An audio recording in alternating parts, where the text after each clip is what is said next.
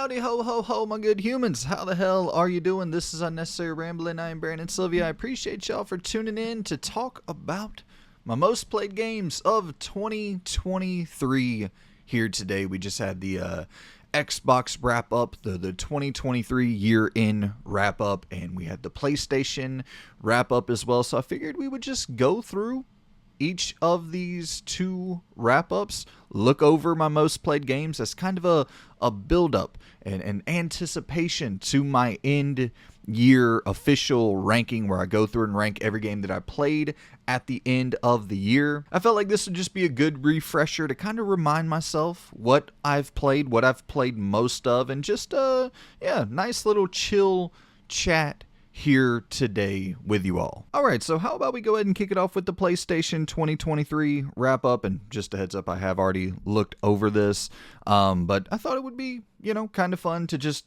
share it with you all, talk about it with you all. I haven't really looked deeply into it, and I know they have a bunch of new added features here on the 2023 wrap up docket for PlayStation, so I thought it'd be fun to go through all of this in real time with you all. So it says here, in 2023 you played 71 games. Whoa, you spiced things up with heaps of variety, and it all started with a leap of faith. Thank you so much for that observation, PlayStation. Alright, and now let's just scroll through this bad boy one by one, and here are the top 5 games, my top 5 most played games of 2023 on PlayStation. Number 1 was Resident Evil 4 with 48 hours. Number 2 was Jedi Survivor with 39 hours. Number 3, Final Fantasy 16 with 37 hours. Number 4, Hogwarts Legacy with 31 hours. And number 5, WWE 2K23 with 30 hours. So that seems about right for what I played on PlayStation this year. And next up, we have my gaming style is Thrill Seeker. You spent 43% of your game time on the edge of your seat, following your goal no matter the odds. They make this sound so spectacular.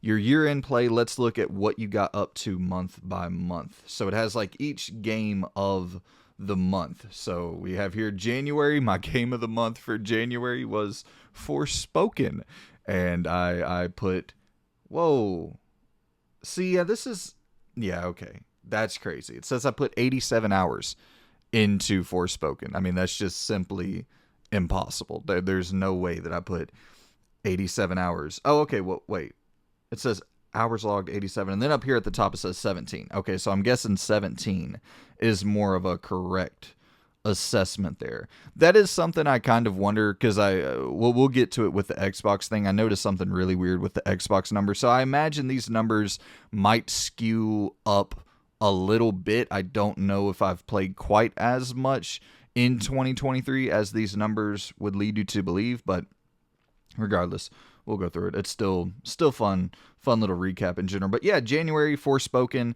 Listen, I don't hate Forspoken as much as most people do. I actually thought the story, at least the beginning of the story, was pretty cool with Forspoken. I thought he got a little bit cheesy, and not even necessarily so much cheesy. I just thought they kind of the story just sort of faded into the background, and they didn't really push the narrative heavily after you got out of the first part where she's in the, she's going to court, and she has problems within the justice system, and she's trying to get her life straight, and the whole scene where, in the apartment burns down, the people that she's feuding with, and then she gets transported to this fantastical world. That shit had me intrigued, but then the story just kind of, it felt like it wasn't really a main focus after that point. So yeah, combat was okay, fun enough.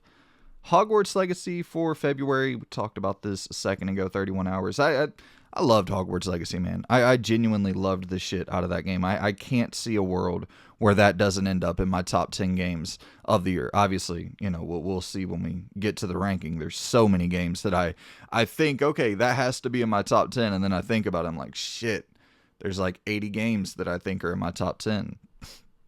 And then we go into March and Resident Evil 4. I mean, that is a lock for my top 10. That could very well end up being my game of the year.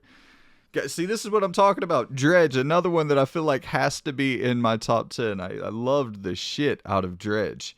See, that's a weird thing. Once again, hours logged, 75, and then it has 17 up there. I'm guessing hours logged is like with pause time and all that shit, because I keep my games paused for fucking forever.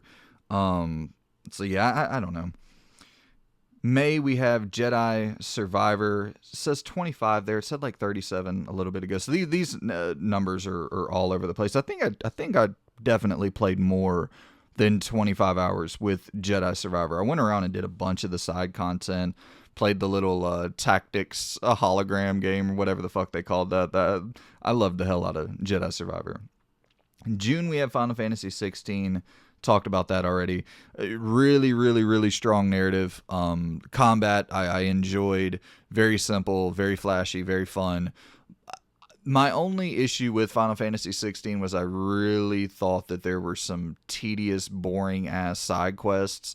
And I thought that there were times where the main story kind of began feeling like side quests, fetch questy little activities. But still, I loved the main narrative. In July, my game of the month, AEW Fight Forever. Was that... What came out in July on Xbox that I might have been playing over there? I don't know, we'll get to it. But, well, unfortunately, I don't think Xbox has the month-by-month thing. But, yeah, my game of the month for July, 4 hours with AEW Fight Forever. Oh, boy. Yeah, that I don't think that's cracking anywhere near a top 10 on my end-year wrap-up. August game of the month was Madden. Put 16 hours into Madden. That's surprising that I put that many damn hours into Madden. I played a bit of the career mode, played a season in the franchise mode, but I didn't feel like I'd put that amount of time into it. But I mean, that's one of those games where hours just kind of fly by. You know what I mean? You're just kind of sitting there, and it's this brain dead activity that you're engaging with, and you're just listening to a podcast. So yeah, I could see how 16 hours flies by pretty easy there. September, we have Cyberpunk 2077. That was when I played Phantom Liberty. I've felt weird about for the end year ranking. I really don't know what to do about Cyberpunk, because I had it in my end year ranking last year as well, because the official like PS5 next gen version or current gen version was launched last year. And then is it going to be in my ranking again this year with Phantom Liberty? I think it is, because I feel like, look here at 16 hours. That's a full game. You know what I mean? That's as big of a game as, that is the same amount of hours I put into something like Dredge, which is undeniably going to be in at least my top 15, top 20 for the end of the year. So yeah, Phantom Liberty definitely has to be in that in your ranking, and yeah, just an incredible expansion. Marvel's Spider-Man 2, 26 hours logged into that bad boy. I still have some side content that I would like to clean up. I completed the majority of the main story content, like the main story side quests and shit, companion quests, but there's still some stuff in there that I would like to clean up. Just such an incredibly fun gameplay loop. And then we go on to November. We have RoboCop Rogue City at 13 hours. That's a huge surprise for me. RoboCop Rogue City is just an absolute pleasant surprise for 2023. And we haven't talked about this, and I don't think I'm going to be doing a rambling reviews episode for December. There's just so much goddamn content that I'm trying to crank out to you all for the end of the year. But Avatar Frontiers of Pandora, I played 25 hours of it, and I think that's probably right. I've been binging the shit out of this. I just finished Frontiers of Pandora. I have a lot of thoughts on the game. I'm very mixed on it. It just feels like such a departure from what I love about Ubisoft games. I love the putting the damn marker on the map, going straight to the marker. This feels a little bit more intentionally vague, like it wants you to examine the environments and explore and kind of find your own path. And I get it. I know that's the new trend. I just don't really love that new trend at all. I know that's an unpopular opinion, but I like littering my damn map with icons and quest markers and just going off. And I've always said, Get me to the good stuff. I don't really I don't need to go off and find the good shit. Get me to the good shit. I don't want to meander around. Get me to the fun stuff, and then yeah, we'll keep it moving from there. But Frontiers of Pandora, it's fucking beautiful. It is an absolutely beautiful, beautiful game. One of the best looking games on current gen systems. So if you're a fan of Avatar, I think the world building that they pull off here would probably impress the shit out of you, because, you know, as somebody who's not a fan of Avatar, I was still like just looking around going, oh my God, man, the attention to detail, the color palettes that they chose, the vibrant nature of this world, it just kind of puts you in a good mood. So it's definitely got its positives, but it has a lot of negatives for me as well. All right, so that is the month by month wrap up. And next up, what do we got? Okay, some bullshit marketing. And then we go into, okay, here we go. Here's the big dog. Total hours played. 685 total hours played this year. You spent 86.3% of game time playing 54 games on your PlayStation 5. So, like I said earlier, I don't really know the accuracy with these numbers. You know what I mean? I feel like that could be a little bit high.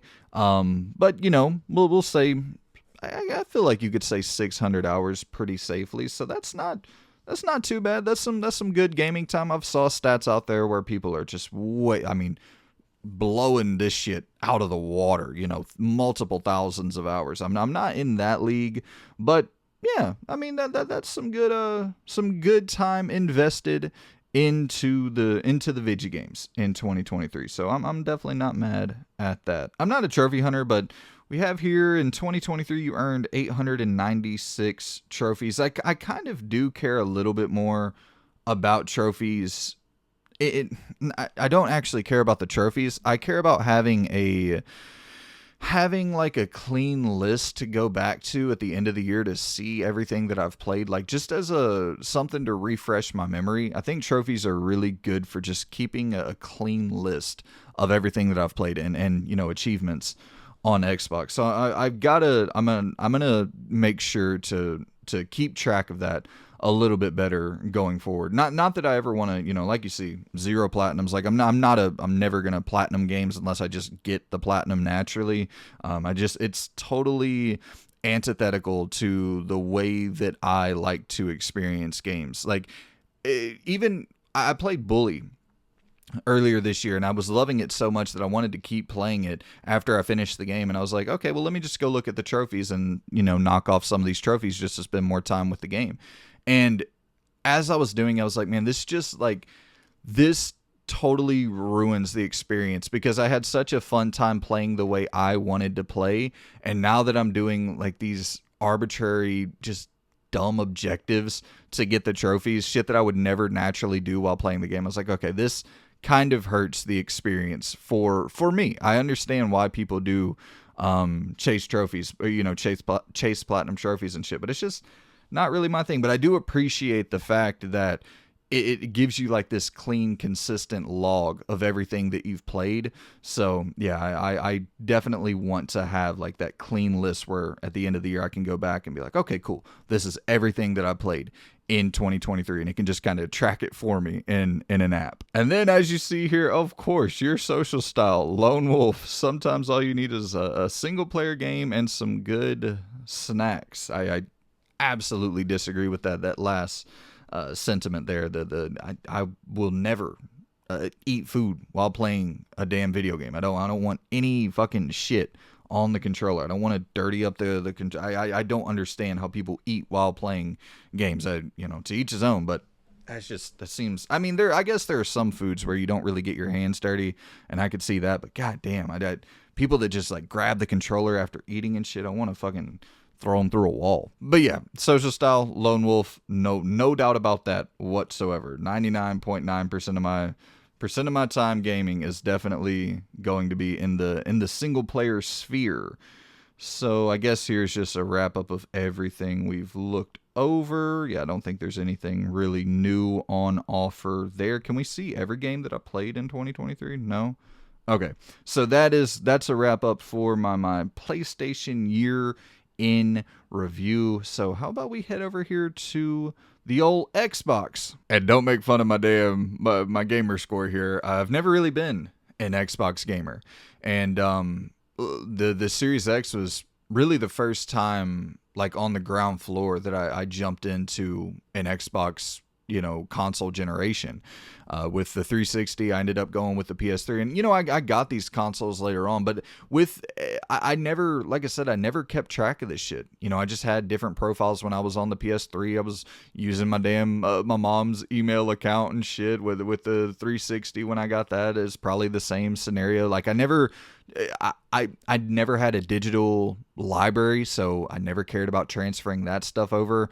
Like I said, I never cared about trophies or achievements, so I never cared about transferring that shit over either. So it was just like, this generation, jumping into this generation, is the first time where I actually do have a reasonable digital library. I still obviously go physical when I can, if there is a physical option available, but I have a decent digital library that I want to keep track of and transfer over. And like I said, I do like having that consistent log of games. And this year as well, actually, I think I played less Xbox this year, less Series X this year than I did last year. But see here, it says total hour time played 584. I don't necessarily trust that a ton, but it says total gamer score is 12,300, which is, essentially half of my lifetime gamer score. And I think that's because this year, once again, trying to keep a consistent tracker of everything that I've played, I connected my 360 to this account.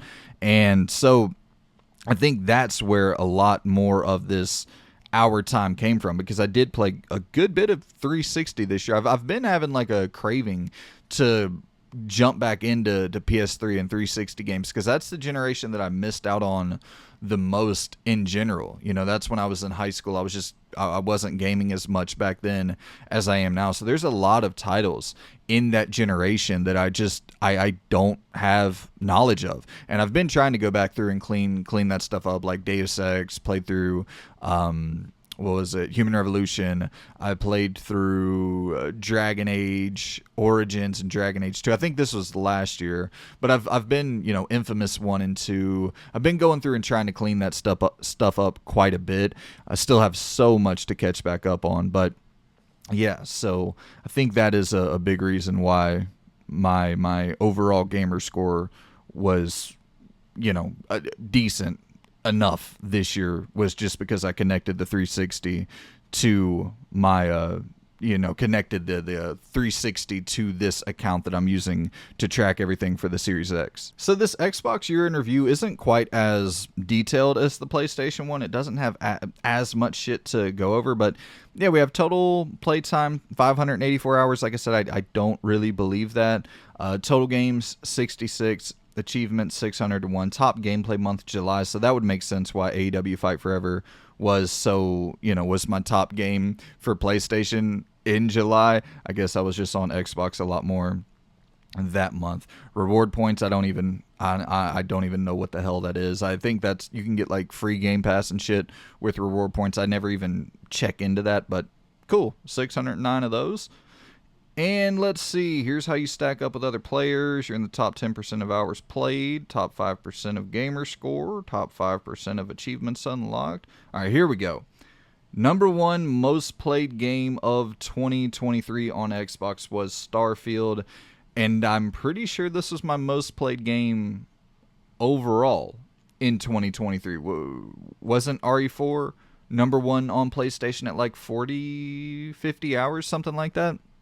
So Starfield is my number one most played game of the year, and I just absolutely adore this game. I love the story so much in Starfield. Those faction quests are some of my favorite story missions of the year, I think. There's two of those faction quests that I think are my favorite missions in 2023 in general. Just fucking loved those faction quests. And we'll get into talking more about Starfield when we do the rankings. Of course there's critiques and criticisms that I have for this game, but I never liked Bethesda combat. I loved the combat in Starfield. It actually felt like a competent shooter, which no Bethesda game I've ever played before had even mildly competent combat, in my opinion. So yeah, I dug the shit out of Starfield. And then here we go. My second most played game of the year. This is total absolute bullshit. 42 hours put into Beyond Good and Evil. No chance in hell did I play 42 hours of Beyond Good and Evil. I don't even know if there's 42 hours of content you can get out of that game. That has to be including, pause time and shit like that. There's absolutely no chance in hell I put 42 hours into this game. I did a lot of stuff in it. I went around and did all the side quests, or a good majority of the side quests, and finding the different collectibles and shit. Like I put a ton of time into Beyond Good and Evil. In terms of, I think the average run time for this is maybe 10-ish hours or so. I probably put in 20. I might have put in double the average play time, but I definitely did not put 42 hours into this game. There's just not 42 hours worth of content in it, but fucking incredible video game. And then number 3 most played game is GTA 4. 37 hours into GTA 4. I think that could be reasonable. It still seems a little bit high, in my opinion, but I think that could be somewhere in the realm of possibility. So yeah, GTA 4. Loved the shit out of the story in Grand Theft Auto 4. Definitely, it has some age on it, no doubt about it, but the story is absolutely incredible. So yeah, man, that's gonna be it for today's video. Just a nice little chill video today. Just going through the year and then discussing what I've checked out in 2023. If you all have done these, I'll put in a link. That way you guys can go and do your year-end wrap-up as well.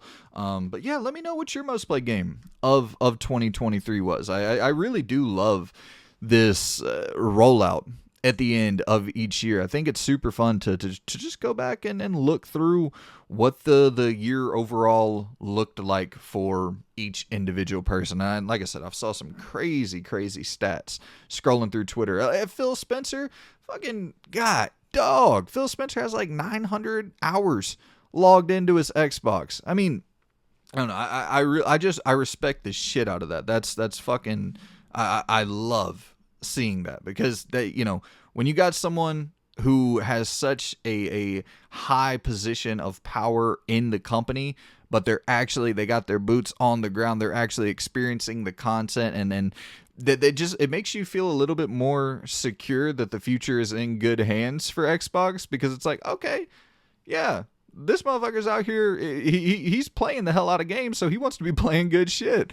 And so I don't know, that's probably a much more optimistic outlook on it than reality would suggest. But yeah, I don't know, man. I do like these year-end wrap-ups. So like I said, I'll put a link in the description below so that you can go and check out yours if you would like to. But before I hop out of your hair for this video, it is now time to go over your Game of the Year selections and lock in your 2 finalists for Game of the Year to compete against one another. I gave it a week, waited 7 days so everybody could get, could have time to let their voice be heard, to make their selections. And it is now time to go over your selections, to talk about your selections, and to lock those bad boys in. And the winner, the day after this video goes out, you will be able to vote on your official Game of the Year. There will only be 2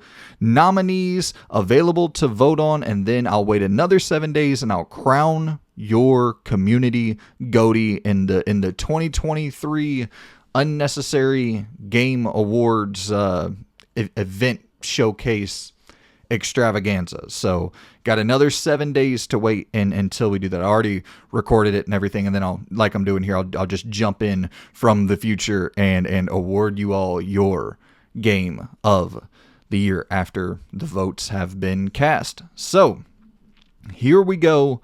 We got Octopath Traveler 2, The Legend of Zelda Tears of the Kingdom, RE4, Super Mario Bros. Wonder, and Spider-Man 2. In the first poll, or the 11th poll out of 13, but the first poll we're going to talk about here, And your winner, pretty damn close race between Resident Evil 4 and Spider-Man 2. RE4 with 32% of the vote, and Spider-Man 2 with 38% of the vote. So one of your final 2 games of the year is Spider-Man 2. And it will be going into the next round against the winner of poll 12 out of 13. And the nominees were Dead Space, Final Fantasy 16, Mortal Kombat 1, Cyberpunk Phantom Liberty, and Baldur's Gate 3.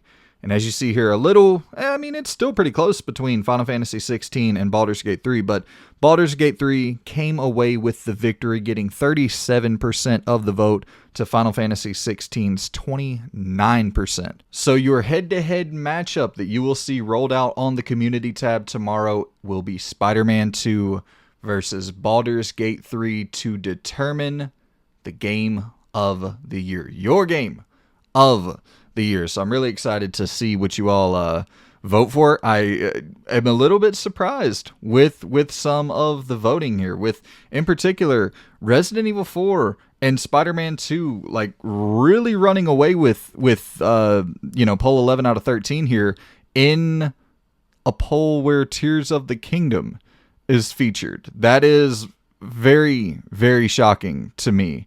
So I just wasn't really expecting that. I thought Tears of the Kingdom and Baldur's Gate 3 would have been, if I had to make my prediction, I would have predicted that those two would have, moved in to face each other in the grand finale, in the championship game. But it is Spider-Man 2 versus, and I think I could see a world where RE4 or Spider-Man 2 beat Tears of the Kingdom, but I don't think I could have seen a world where both of them came out victorious over Tears of the Kingdom. So just a very shocking result overall. I'm happy to see Dead Space get some pretty significant votes here.